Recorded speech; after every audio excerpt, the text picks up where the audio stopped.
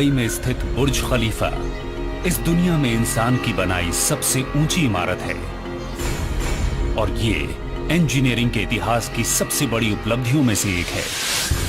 इसकी कल्पना भी बहुत महत्वाकांक्षी थी और इसे बनाने के लिए तो वाकई जांबाजी की जरूरत थी। क्रेन्स पहले से भी ऊंची बनानी पड़ी, शीशे और ऊंचाई पर लगाने पड़े और ये अब तक का सबसे बड़ा निर्माण था। पहला रिएक्शन था कि आपका दिमाग तो ठीक है। यहां इतिहास रचते हुए कंस्ट्रक्शन टीम ने इसे खुद फिल्माया। ये एक अविश्वसनीय गगनचुंबी इमारत और उन लोगों की दास्तां है जिन्होंने इसे बनाने के लिए अपनी प्रतिष्ठा और अपनी जिंदगी दांव पर लगा दी। इसके नीचे मौजूद जितने भी लोग हैं वो सब खतरे में हैं।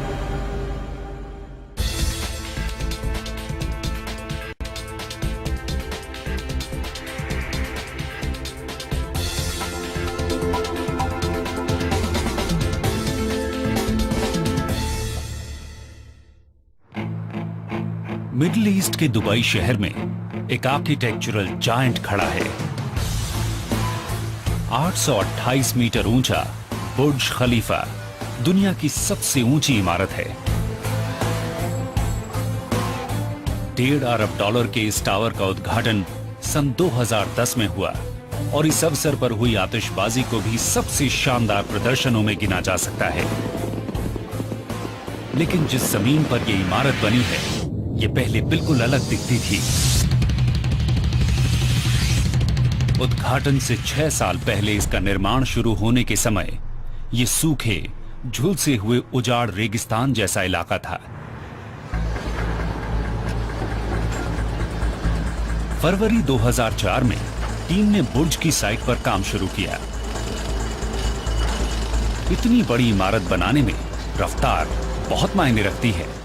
टाइम ही पैसा है। इन इमारतों में इतना पैसा लगा हुआ है कि इन्हें जल्दी से जल्दी पूरा करके फायदा लेना जरूरी होता है। इस काम को समय पर पूरा करने की जिम्मेदारी कंस्ट्रक्शन मैनेजर डेविड ब्रैडफोर्ड पर थी। इस तरह का काम मिलने से मैं सचमुच बहुत खुश था। ये सपने के सच होने जैसा था। ये दुनिया की सबसे ऊंची इमारत है और कितने लोगों को ऐसा काम करने का मौका मिलता है। डेविड ने काम तो शुरू कर दिया था, लेकिन अभी तक आर्किटेक्ट्स इस टावर के जटिल डिजाइन को अंतिम रूप दे रहे थे।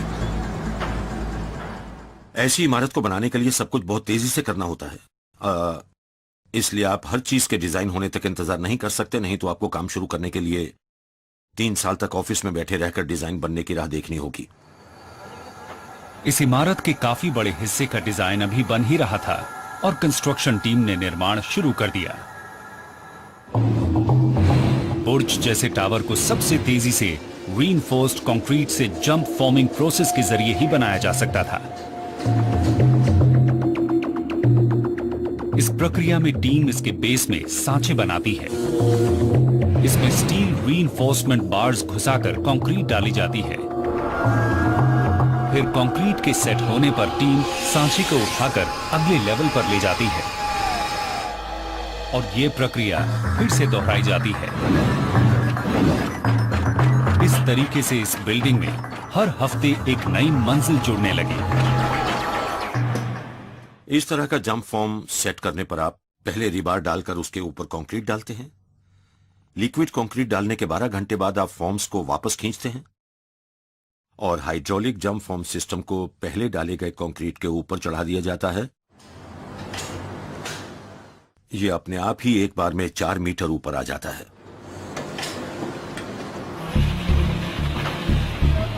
बुर्ज खलीफा के निर्माण की योजना दुबई के प्रॉपर्टी डेवलपर ईमार की है। ये इस शहर में दुनिया का सबसे ऊंचा टावर बनाकर इसके ग्लोबल फाइनेंशियल सेंटर वाले रसूख को और पुख्ता करना चाहते हैं। इसलिए ईमार ने अमेरिका की सबसे उम्दा आर्किटेक्चर फर्म्स में से एक स्किडमोर, इर्विंग एंड मेरिल को बुलाया है। SOM का दफ्तर स्काईस्क्रेपर्स के शहर शिकागो में है। इनके चीफ इंजीनियर बिल बेकर जानते हैं कि ज्यादा ऊंचा निर्माण किसी पुराने डिजाइन पर महज और मंजिलें जोड़ देने से मुमकिन नहीं होता। ज्यादा ऊंचाई की वजह से इंजीनियरिंग की अनोखी चुनौतियां सामने आती हैं। हम पहले सीएस टावर कहलाने वाले विलिस टावर की 90th मंजिल पर हैं। अगर हम बाहर शिकागो के स्काई लाइन पर नजर डालें तो ये स्काई स्क्रेपर टेक्नोलॉजी के सैम्पलर जैसा दिखाई देती है। यहां पे है एओन टावर, जिसे पहले कहते थे स्टैंडर्ड ऑयल बिल्डिंग, और ये सिंगल ट्यूब। हर बार पहले से ज्यादा ऊंची इमारत बनाने के लिए आर्किटेक्ट्स को नए स्ट्रक्चरल सिस्टम्स इजाद करने पड़ते हैं। वो जो आप देख रहे हैं वो सीएस टावर से पहले बना जॉन हैनकॉक टावर है, जिसको कि ब्रेस ट्यूब कहा जाता है। आप चारों तरफ डायगोनल ब्रेसिंग्स देख सकते हैं, जो कि कॉलम्स को एक साथ जोड़े रखते हैं ताकि ये एक ट्यूब की तरह काम करे। इमारतों से जुड़े अंतिम बड़े आविष्कारों में से एक उस टावर के साथ हुआ जिस पर बिल अभी खड़े हैं। 442 मीटर ऊंचा विलिस टावर 1996 तक दुनिया की सबसे ऊंची इमारत थी। इसके डिजाइन को कहते हैं बंडल्ड ट्यूब। इसे एक मजबूत संरचना का रूप देने के लिए 9 टावर्स को एक साथ जोड़ा गया था, लेकिन इसके डिजाइन की भी अपनी सीमाएं हैं। ये जो 9 ट्यूब्स हैं ये 442 मीटर की ऊंचाई तक निर्माण के लिए काफी हैं, लेकिन इससे ज्यादा ऊपर जाने के लिए क्या करना होगा। मान लीजिए कि आप 700 मीटर ऊंची इमारत बनाना चाहें तो आपको इसके निचले हिस्से को ज्यादा बड़ा बनाना होगा, लेकिन इसके लिए इमारत के ऊपरी और निचले हिस्से के बीच 3 गुणे की जगह 5 गुणे का फर्क आ जाता है। इसके लिए बहुत ज्यादा जगह की जरूरत पड़ेगी और उसे बेचना भी मुश्किल होता।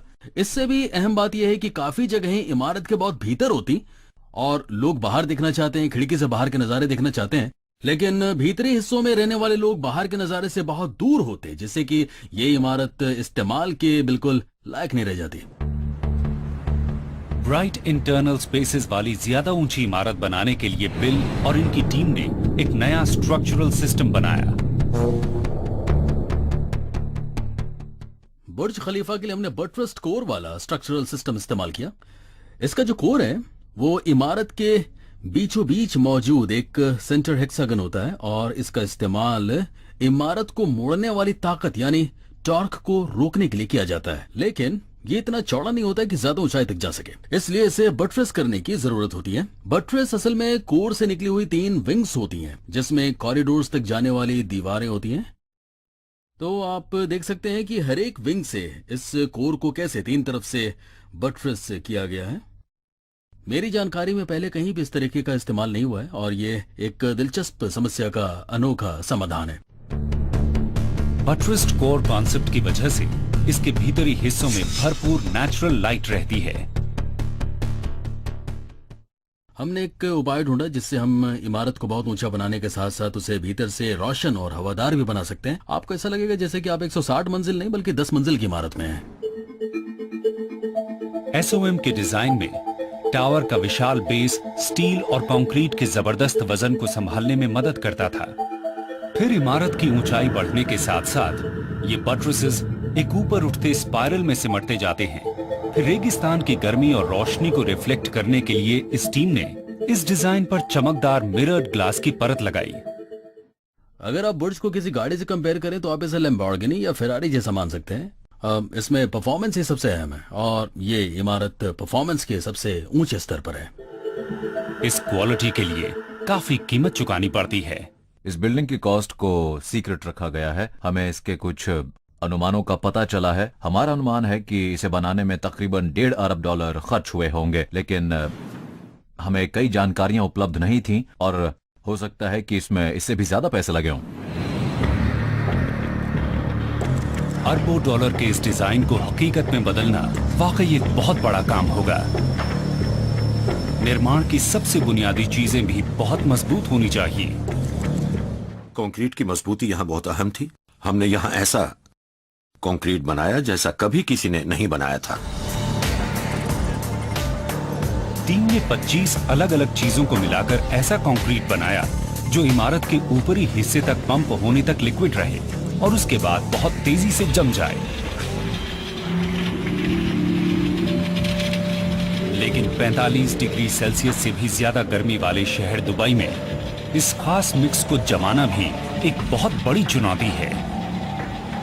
अगर कंक्रीट बहुत ज्यादा गर्म हो तो ये तुरंत जम जाएगा और आप इसे सही जगह पर लगा भी नहीं पाएंगे। इसे रात के समय डालना पड़ता था जब तापमान कम रहता है, जल्दी ना जमे, इसलिए कंक्रीट मिक्स में बर्फ और ठंडा पानी भी डालना पड़ता था।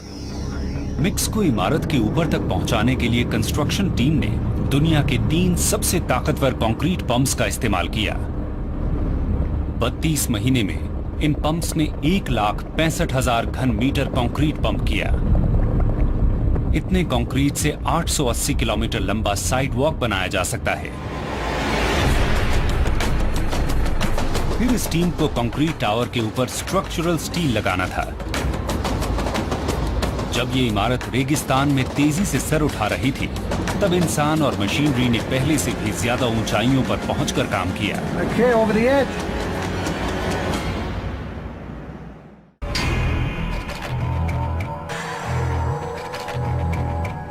दुनिया के 100 सबसे ऊंचे स्काईस्क्रेपर्स में से 17 दुबई शहर में ही हैं। लेकिन अब इनके सामने एक और गगनचुंबी इमारत खड़ी होने वाली है। निर्माण का काम तेज हो गया और अब बुर्ज खलीफा में हर 3 दिन में एक मंजिल जुड़ने लगी। हमारा आइडिया ये है कि बिल्डिंग का काम खत्म करके इसे सौंपे जाने तक कभी भी कंस्ट्रक्शन को रोका ना जाए। इसके बाद ही हम चैन की सांस ले सकते हैं।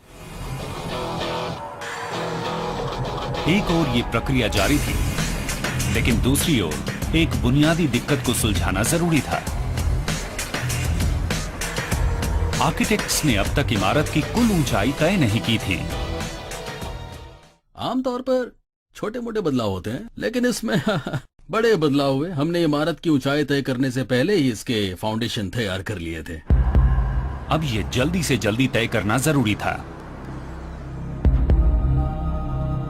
इन्हें ताइवान के 508 मीटर ऊंचे ताइपे 101 को पछाड़ना था। एसओएम का शुरुआती डिजाइन इससे महज 10 मीटर ऊंचा था। इसकी एक वजह यह थी कि हम अपनी क्षमता से ज्यादा बड़ी चीज बनाने का वादा नहीं करना चाहते थे। लेकिन जल्दी ही आर्किटेक्ट्स ने हिसाब लगाया कि ये इमारत इतनी मजबूत है कि इसे और 300 मीटर ऊंचा बनाया जा सकता है। हम इस इमारत को लगातार ऊंचा बनाते रहे और कुछ समय के लिए तो ये करीब 725 मीटर तक ऊंची हो गई थी। फिर कुछ दिनों के बाद ये 800 मीटर की हो गई और आखिरकार इसकी ऊंचाई 828 मीटर तक हो गई।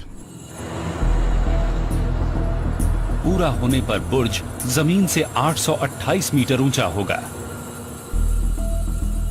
लेकिन सवाल ये है कि क्या इसकी बुनियाद इतनी मजबूत है कि ये इसे संभाल सके? निर्माण के शुरू में इस जगह पर मौजूद जमीन की एनालिसिस से एक दिक्कत का पता चला। ये मेरे न्यूयॉर्क के काम जैसा नहीं था। वहां 4-5 मीटर की गहराई में बढ़िया ग्रेनाइट की परत मिल जाती है और उस पर आप नींव रख सकते हैं। ये जमीन की ऊपरी परत पर सिर्फ रेत है। ये 3-4 मीटर की गहराई तक है। फिर इसके नीचे कमजोर सैंडस्टोन्स और लाइमस्टोन्स हैं, जो बुनियाद के लिए बिल्कुल भी सही नहीं है। लेकिन साइंस ने यह समस्या सुलझा दी। बुर्ज खलीफा का भविष्य और इसका जबरदस्त वजन एक वैज्ञानिक सिद्धांत पर टिका है, जिसे कहते हैं फ्रिक्शन। असल में पाइल के 2 तरीके हैं। एक है एंड बेयरिंग पाइल्स, जो मैंने न्यूयॉर्क में समझाया था। इसमें पाइल को सीधे सख्त चट्टान पर रखते हैं, वो उसका वजन झेल सकती है। लेकिन यहां हमने स्किन फ्रिक्शन पाइल्स का इस्तेमाल किया, जिसमें टावर के वजन को पाइल का फ्रिक्शन यानी इसके दोनों बगलों के हिस्से झेल लेते हैं। बुर्ज की बुनियाद जमीन और हर पाइल की साइड्स के बीच बनी बेहद मजबूत ग्रिप पर टिकी है। टावर के नीचे टीम ने 50 मीटर की गहराई तक 192 पाइल्स को डाला है, ताकि ये कंक्रीट की 3.7 मीटर की राफ्ट को सहारा दे सके। इस बुनियाद को 5 लाख टन से भी ज्यादा वजनी इमारत को संभालना है। ये आंकड़े इतने विशाल हैं कि इस टीम को डिजाइन में थोड़ी बहुत सेटलिंग की गुंजाइश छोड़नी पड़ी।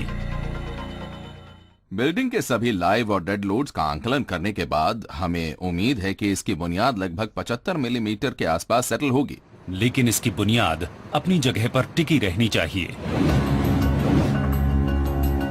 बुनियाद का काम शुरू होने के 3 साल बाद इमारत का निर्माण 512 मीटर की ऊंचाई यानी 141वीं मंजिल तक पहुंच गया।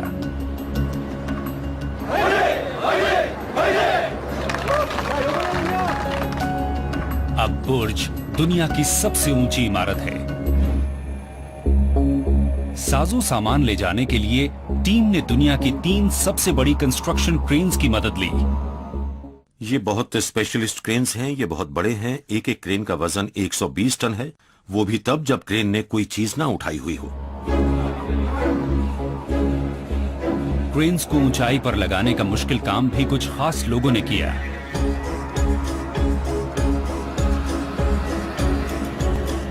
ये शरीफ और इनकी क्रेन रिगर्स की टीम है।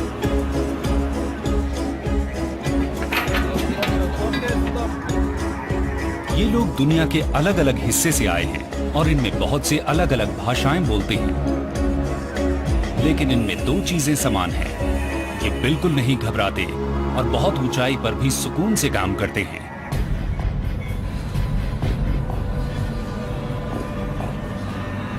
इनका काम क्रेन्स को लगाना और उन्हें बेरोक टोक चलाते रहना है।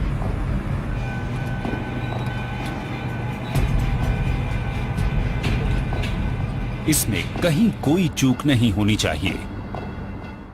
इनकी नजर हमेशा जमीन और इमारत के किनारे पर रहती थी। हैरानी की बात है कि ये लोग फिर भी आराम से काम कर रहे थे।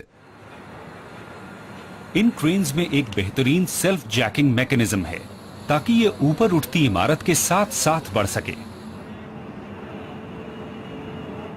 हर नई मंजिल के पूरा होने पर शरीफ और इनकी टीम के लोग टावर सपोर्ट में एक और सेक्शन जोड़कर क्रेन को और ऊपर उठा लेते हैं।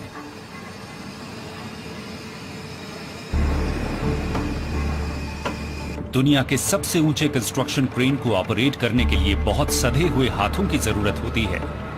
इस काम को करने वाले चुनिंदा लोगों में से एक पाकिस्तान के मोहम्मद शेर खान भी हैं। मैं रोज 12 घंटे ड्यूटी करता हूँ, सुबह 7 बजे से शाम के 7 बजे तक।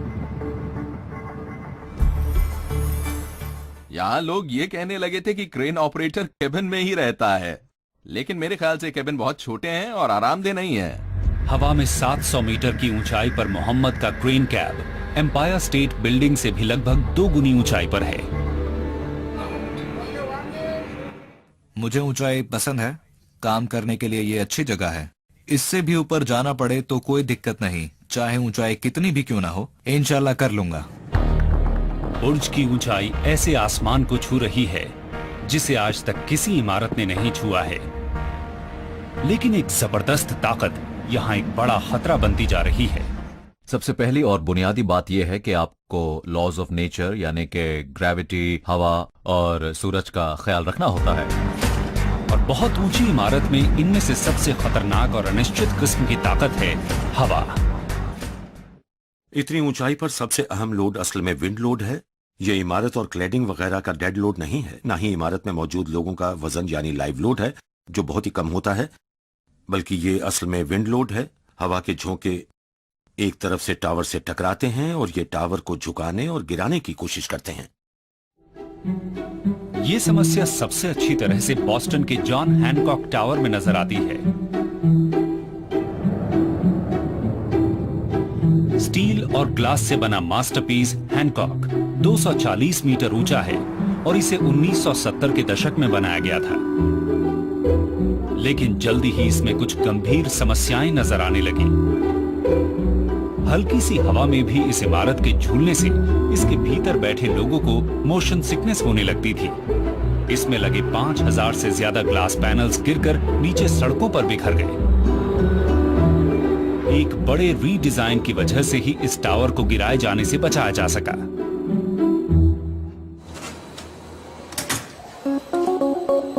बुर्ज की यह हालत न हो, इसके लिए टीम ने एक विंड टनल में इस बिल्डिंग का परीक्षण किया।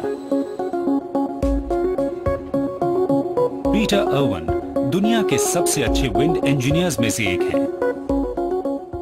ये उन अलग अलग बिल्डिंग्स के मॉडल्स हैं जिनका हम पहले परीक्षण कर चुके हैं। इस मॉडल से ये पता चलता है कि आजकल आर्किटेक्ट्स कितने असामान्य आकार की इमारतें बना रहे हैं। ये इमारत चीन में बन रही है।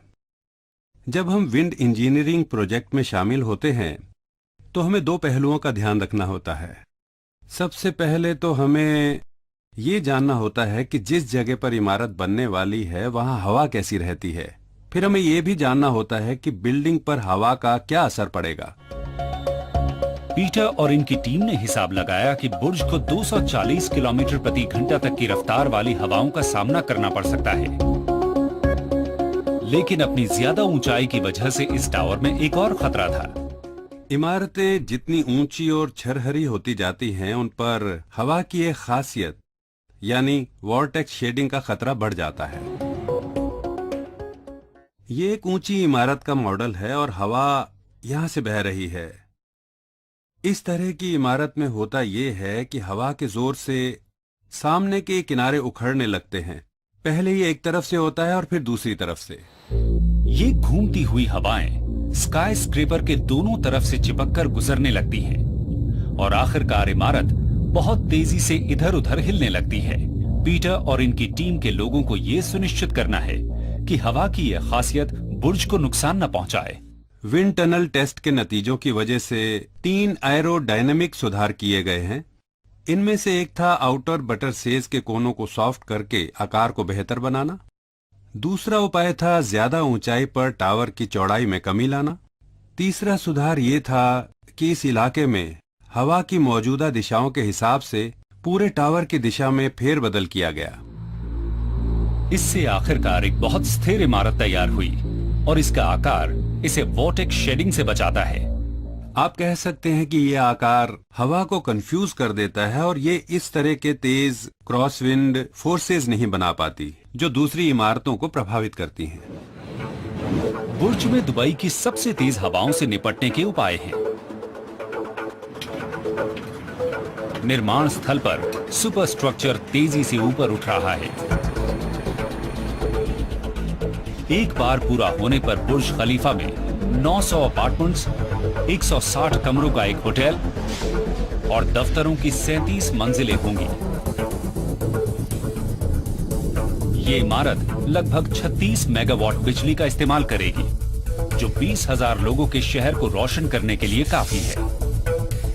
बिजली न होने की स्थिति पर 5 बड़े बड़े जनरेटर्स इसे बैकअप इलेक्ट्रिसिटी देंगे। लेकिन सबसे पहले इन मशीन्स को इनकी जगह तो लगाया जाए। क्रिसमस में तो अभी 3 दिन बाकी है और देखिए सेंटा हमारे लिए क्या लाया है। एक 22 टन का जनरेटर है ये और इसे 5 है। आराम से, बिल्कुल संभल के अपने काम को करो। कितना है? इसे 22 होना चाहिए। कहीं किसी ने बहुत बड़ी गलती कर दी है। हर जनरेटर का वजन 22 टन होना चाहिए। ये 26 टन क्यों है? जी मुझे पता नहीं है। तुम तो कमाल आदमी हो। हाँ कमाल हो तुम जी। यहाँ हर चीज 25 टन से कम की होनी चाहिए। स्प्रेडर बीम 25 टन तक ही वजन उठा सकती है। ये सारे स्लिंग्स 6-6 टन के हैं, यानी कुल 24 टन, और हम इनसे 26 टन वजन उठाने की कोशिश कर रहे हैं। इसलिए इसके नीचे मौजूद जितने भी लोग हैं वो सबके सब खतरे में हैं। ऐसा क्यों हो रहा है? मेरे लोगों को खतरे में क्यों डाला जा रहा है? जी हाँ, जी हाँ, ये 26 टन का है। ये जनरेटर सीमा से 4 टन ज्यादा वजनदार है और इसे उठाते समय चेन्स कभी भी टूट सकती हैं। इसे नीचे रखो। ये चीजें सटीक साइंस नहीं है, ये तजुर्बा है और मैं खतरे में नहीं डाल सकता अपने लोगों को और अपनी मशीनों को। इतने बड़े पैमाने पर निर्माण में सुरक्षा सबसे अहम चीज है। इस टीम को इन जनरेटर्स को इमारत के भीतर ले जाने से पहले लिफ्टिंग गियर को और मजबूत करना होगा। काम आगे बढ़ने के साथ ही सब कुछ समय पर पूरा करने की जिम्मेदारी से डेविड ब्रैडफोर्ड पर असर पड़ने लगा है। मैंने सबसे अच्छी तरह काम करने के लिए अपनी तरफ से कोई कसर नहीं छोड़ी और इसका असर मेरी फैमिली लाइफ पर पड़ रहा है। मेरी बीवी ने शिकायत तो नहीं की है, लेकिन मैं उससे काफी समय से मिला नहीं हूं। मैं घर पहुंचता हूं तो वो सो रही होती है और सुबह मैं उसके उठने से पहले निकल आता हूं। लेकिन अभी ये काम और मुश्किल होने वाला है। इस तरह की इमारत में आप ज्यादा गलतियां नहीं कर सकते। यही बुनियादी बात है। एक गलती करेंगे तो बिल्डिंग का काम रुक जाएगा। इससे हर किसी की लागत काफी बढ़ जाएगी। कॉन्ट्रैक्टर्स के ये सारे प्लांट और साजो सामान खामोश पड़े रहेंगे। हजारों मजदूर काम नहीं कर पाएंगे। आप यहाँ गलतियां करने का जोखिम नहीं ले सकते। हर चीज को डबल चेक करना होता है। पूरी इमारत में हर चीज को लगभग सटीक होना चाहिए। और सुपर स्ट्रक्चर के लगभग तैयार हो जाने के बाद भी एक चीज मुकम्मल नहीं है।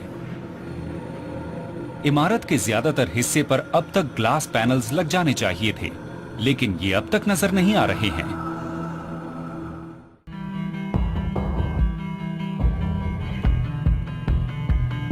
दुबई के रेगिस्तान में बुर्ज खलीफा का अंतिम आकार नजर आने लगा है और अब इसकी टीम को तुरंत इस पर स्टील और ग्लास की ऊपरी परत को लगाने का काम शुरू कर देना चाहिए।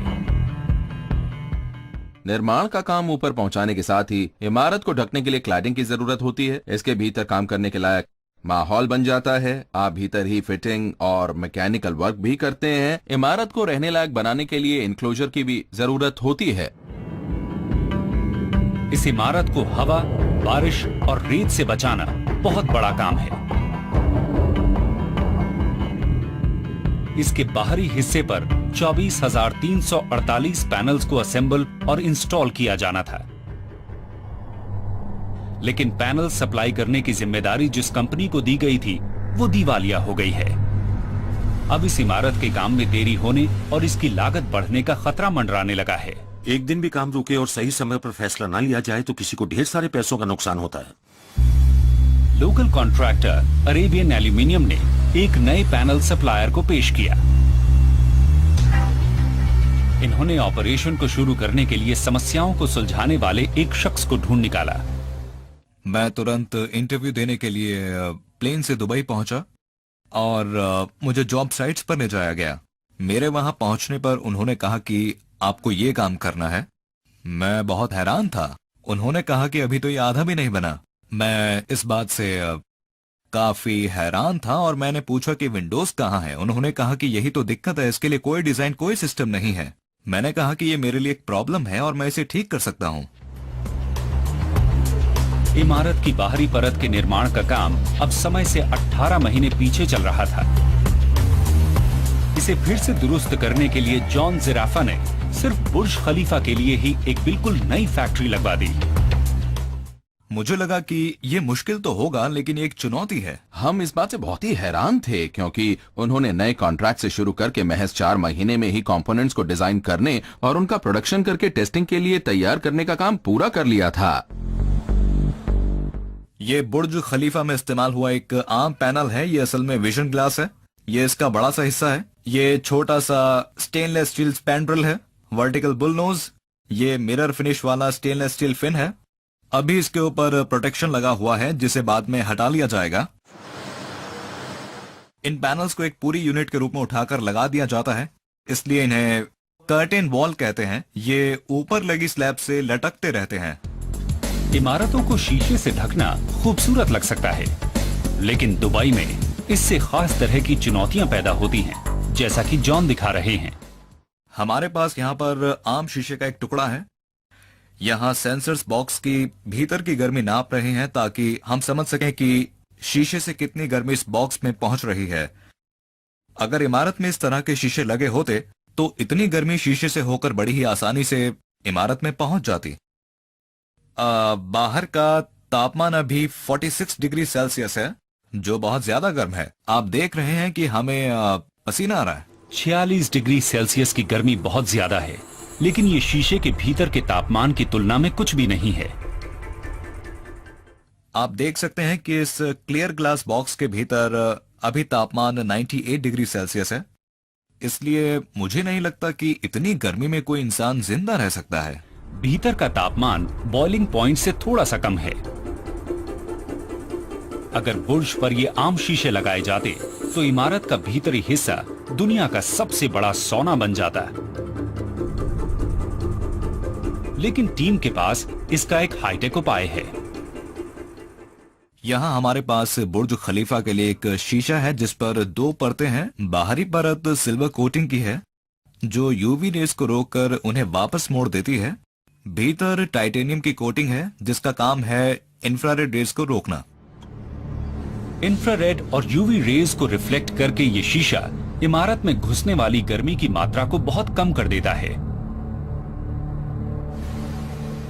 लेकिन ये टेक्नोलॉजी बहुत महंगी है। इस पैनल को बनाने से लेकर इसे साइट पर लाकर लगाने तक का कुल खर्च जोड़ें तो एक पैनल की कीमत लगभग 2000 अमेरिकी डॉलर्स होगी। ऐसे 24,000 पैनल्स लगाने हैं जिसमें काफी खर्चा होगा, यानी ये कुल मिलाकर करीब 4 करोड़ 80 लाख डॉलर्स का काम है। ग्लास और एल्यूमिनियम के दुबई पहुंचने के साथ ही फैक्ट्री वर्कर्स ने पैनल्स को असेंबल करना शुरू कर दिया। फिर ये इन्हें सीधे बिल्डिंग साइट पर पहुंचाने लगे।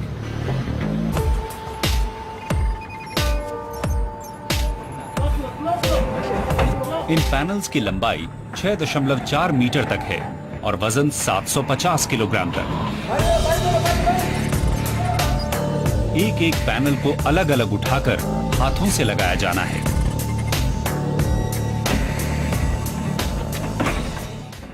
ये बहुत खतरनाक है। आप कल्पना कर सकते हैं कि ये पैनल्स काफी बड़े हैं। हवा का झोंका लगते ही ये बड़ी सी सेल बन जाते हैं और फिर इन्हें काबू करना मुश्किल होता है। ये पैनल उड़ता हुआ बिल्डिंग के भीतर जा सकता है, इसका शीशा टूट सकता है और नीचे बिखर सकता है। इससे किसी को भी बहुत गहरा जख्म हो सकता है। ये काफी खतरनाक है।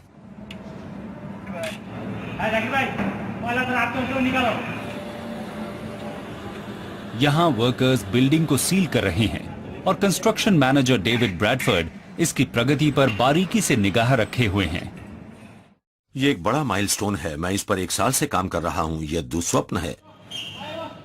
अगर मैं काम पर नहीं आता तब भी अपने घर की छत पर दूरबीन लगाकर क्लैडिंग कॉन्ट्रैक्टर पर नजर रखता हूं कि वो काम कर रहा है या नहीं। अगर वो नहीं कर रहा होता तो मैं तुरंत फोन करता हूं कि क्यों नहीं कर रहे। हमने बिल्डिंग का काम समय पर पूरा करने के लिए समय रिकवर कर लिया और ये सचमुच कमाल की बात थी कि उन्होंने ये कर दिखाया।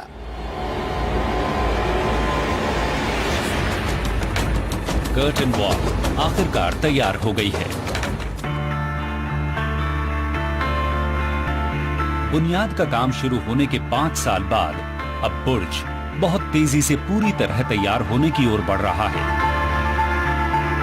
इमारत में बाहर की ओर इसकी एक खास पहचान आकार ले रही है। ये दुनिया की सबसे ऊंची एक्सटर्नल बैल्कनीज हैं। ये क्लाइंट की राय थी और मुझे सबसे पहले तो यही ख्याल आया कि इसमें बहुत प्रॉब्लम होने वाली है। मेन कंट्रोल रूम की तरफ हम जा रहे हैं। विंड इंजीनियर पीटर अर्विंग के पास इस समस्या को दिखलाने का एक सरल तरीका है। ये इसके लिए यूनिवर्सिटी ऑफ ऑन्टेरियो में एक आधुनिक विंड टनल का इस्तेमाल कर रहे हैं, जिसे इंजीनियर जॉन कोमार चलाते हैं। देखिए, हवा इस तरफ से आ रही है और इस नोजल से ये बिल्कुल यूनिफॉर्म तरीके से सिकुड़कर इस कॉर्नर नंबर 1 में पहुंच रही है। बिल्कुल, हम ये देखना चाहते हैं कि इंसान पर हवा का क्या असर पड़ता है। शायद उन्हें बांध कर ही हम सुरक्षित रख पाएंगे। हम उन्हें बांध कर रखेंगे और जमीन पर भी फंसाए रखेंगे ताकि वो उड़ ना जाए। होगा। दुबई में बुर्ज खलीफा को 240 किलोमीटर प्रति घंटा तक की तेज हवाओं का सामना करना पड़ सकता है और इस प्रदर्शन से पता चलेगा कि अगर कोई आम इंसान खुली बालकनी में खड़ा हो तो उस पर इस तेज हवा का क्या असर पड़ेगा। अब हम हवा चालू कर रहे हैं साइमन। ये 70 मील प्रति घंटे तक की होगी, इसलिए तैयार हो जाओ।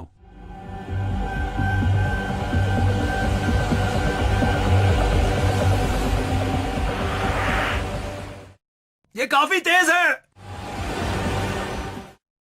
हम इसे धीरे धीरे 70 से 80 तक ले जाएंगे और अगर दिक्कत हो तो बहुत तेज है। 130 किलोमीटर प्रति घंटा तक की रफ्तार कैटेगरी 1 हरिकेन के बराबर है। मैं अपनी बॉडी को कंट्रोल में नहीं रख पा रहा हूँ। क्या आप 1 या 2 कदम आगे बढ़ाने की कोशिश करेंगे? नहीं कर पा रहा हूँ। ओके, थैंक यू, काफी है।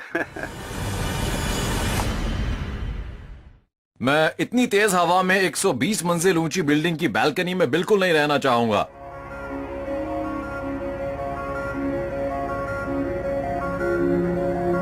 लोगों को बुर्ज खलीफा से उड़ने से बचाने के लिए आर्किटेक्ट्स ने बालकनी का इस्तेमाल करने वालों को हवा से बचाए रखने के उपाय विकसित किए।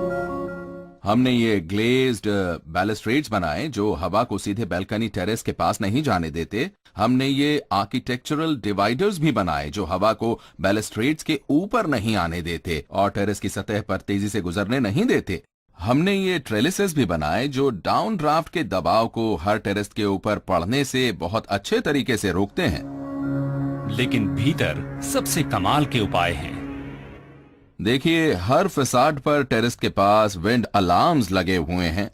इसलिए अगर टेरेस पर हवा की रफ्तार इतनी तेज हो जाए कि इंसान के लिए खतरा हो तो फिर अलार्म बजने लगता है ताकि वो उस वक्त टेरेस का इस्तेमाल न करें। इस बीच और ऊपर बिल्डिंग अभी अपनी अंतिम ऊंचाई तक नहीं पहुंच पाई है। कंस्ट्रक्शन टीम को इसके सबसे ऊपर इंजीनियरिंग की सबसे अनोखी चीजों में से एक को लगाने की कोशिश करनी है। ये 136 मीटर ऊंचा स्टील पाइप है जिसका वजन 350 टन है और चोटी पर इसकी चौड़ाई महज 1.2 मीटर्स है। हमारे लिए ये स्पायर इस बिल्डिंग का अंतिम छोर था। आखिर इस टेपरिंग टावर को हम कैसे खत्म करते? अगर हम इसे अचानक किसी मंजिल पर खत्म कर देते तो ये ऊपर से अधूरा लगता, इसलिए हमें लगा कि इसे आसमान तक पहुंचा देना चाहिए। लेकिन एक बहुत बड़ी दिक्कत है, स्पायर को उठाकर इमारत के ऊपर कैसे रखा जाए? हम स्पायर को लगाने के लिए इतनी ऊंची क्रेन का इंतजाम नहीं कर सकते थे। सबसे ऊंचे बूम वाले क्रेन से भी स्पायर के टॉप तक पहुंचना नामुमकिन था। दुनिया में कोई भी क्रेन ये काम नहीं कर सकती और कोई भी हेलीकॉप्टर 350 टन स्टील नहीं उठा सकता। ऐसा लग रहा है कि यह स्पायर बहुत बड़ा है और इसका मुकाम कुछ ज्यादा ही ऊंचा है। लेकिन तभी एक इंजीनियर ने कमाल का उपाय बताया कि स्पायर को अलग अलग टुकड़ों में उठाकर इमारत के भीतर ले जाकर जोड़ा जाए।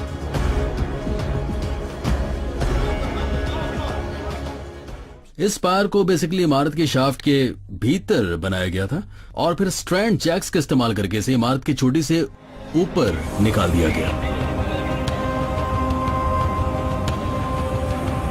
सभी प्रमुख आर्किटेक्ट्स और इंजीनियर्स इस स्पायर को अपनी अंतिम पोजीशन पर लगते हुए देखने के लिए जमा हैं। स्पायर के फाइनल जैकिंग के लिए हम यहां पर आए हैं जिससे ये टॉप पर पहुंचने वाला है।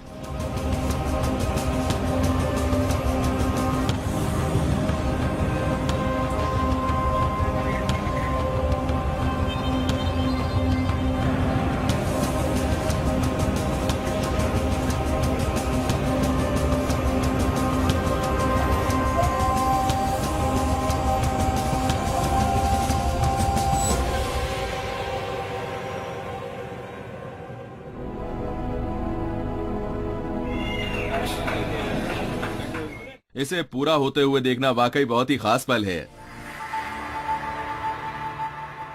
पहली बार अब बुर्ज का आकार पूरा हो गया है। अब ये टीम इस पर फिनिशिंग टच का काम शुरू कर सकती है। ये इमारत दुनिया में सिर्फ सबसे ऊंची ही नहीं है, इसे सबसे अच्छा भी बनना है। और ये सुनिश्चित करने के लिए कुछ साहसी लोग असाधारण ऊंचाइयों पर जाने वाले हैं। यहाँ से बहुत नीचे तक जाना है। Yes sir. बहुत नीचे उतरना है।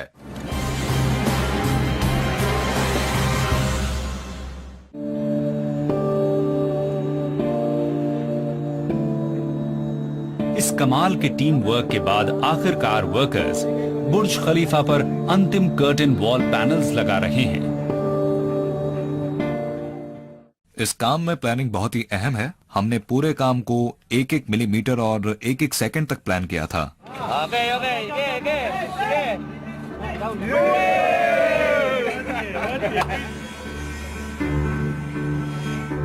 अब इन्हें 3 महीने बाद इस इमारत के उद्घाटन से पहले ही सारा काम पूरा करना है।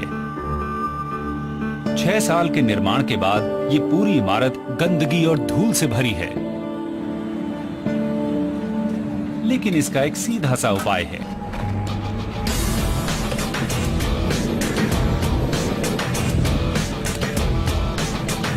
विंडो क्लीनर्स की टीम अपने हाथों और रस्सियों की मदद से पूरे फसाद को पॉलिश करेगी।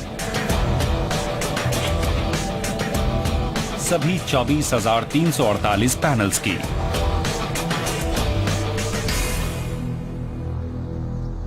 $800 मीटर ऊपर अभी एक काम और बाकी है। अंधेरा होने पर यह पूरी इमारत हजारों डेकोरेटिव लाइट से जगमगाएगी। लेकिन स्पायर की चोटी पर अंतिम 7 लाइट्स लगाने का काम अभी भी बाकी है। इस काम में हमें स्पायर में 7 होल्स बनाने थे। अगर मुझसे पूछा जाता तो मैं यही कहता कि अगर 2000 लाइट्स में से साथ ना भी लगे तो कोई फर्क नहीं पड़ता। जमीन से देखने पर आपको पता भी नहीं चलेगा, लेकिन इमार ने बहुत ऊंचे लक्ष्य निर्धारित किए थे। वो कोई कमी नहीं छोड़ना चाहते थे। कंस्ट्रक्शन टीम को काम खत्म करने का तरीका ढूंढना ही होगा। अब स्कैफोल्ड को वहां तक नहीं ले जा सकते थे और ना ही क्रेन उतनी ऊंचाई तक जा सकती थी। लेकिन रोप एक्सेस एक्सपर्ट मिक फ्लैहटी के पास एक उपाय है। मेरा पहला रिएक्शन यह था कि आपका दिमाग तो ठीक है, इस काम को भला रस्सी से लटक कर कैसे किया जा सकता है?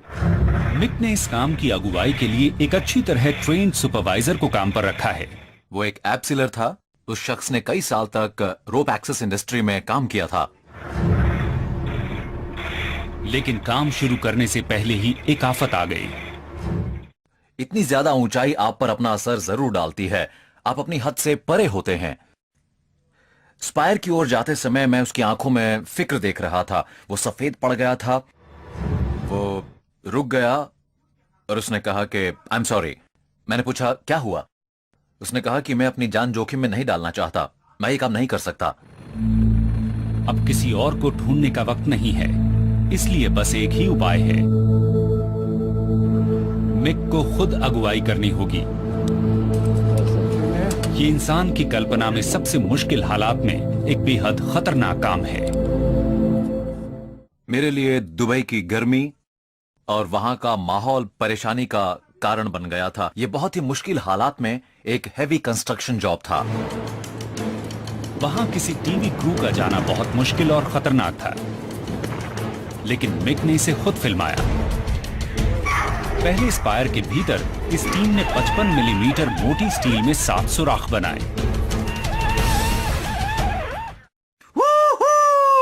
क्या बात है!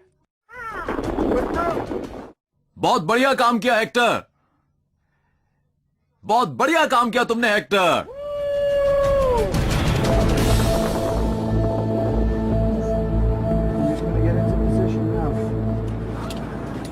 अब मिक को बाहर से लाइट्स को सील करना है। हम स्पायर के ऊपर पहुंचे और मैंने पूरे साजो सामान के साथ रस्सी लगाई। मैंने पक्का किया कि उसके छोर पर गांठ बंधी रहे। यह बहुत मुश्किल काम है, ओके? बहुत मुश्किल काम है।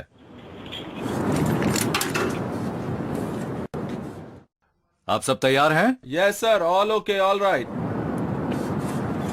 ओके, मैं शुरू करता हूं। यहां से बहुत नीचे उतरना है, बहुत नीचे जाना है।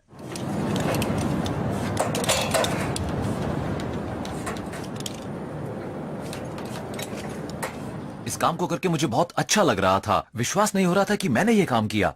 सब ठीक है Jameel? Yes sir, all okay, all right. Okay. किनारे से लटक कर उतरना वाकई बहुत हिला देने वाला काम था। मैं सोच रहा था कि नीचे देखूं या नहीं। आप देख सकते हैं कि हमने स्टील में होल बना दिया है। हम लाइट हाउसिंग लगा चुके हैं। अब हम इसे सील करके अपने काम को खत्म करेंगे। हमारी मेहनत कामयाब रही। सही कहा सर। अब इसे लगाने के बाद हमारा काम पूरा हुआ।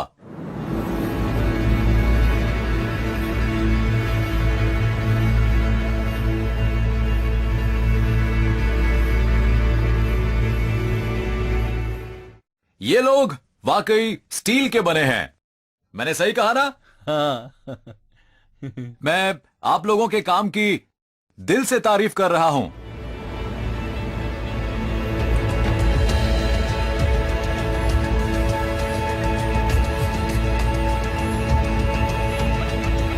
आखिरकार जनवरी 2010 में बुर्ज खलीफा का उद्घाटन हो गया।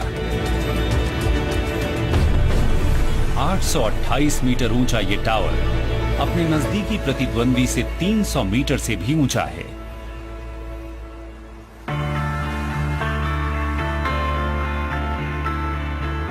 इसे बनाने में 10,000 लोगों का सामूहिक प्रयास लगा।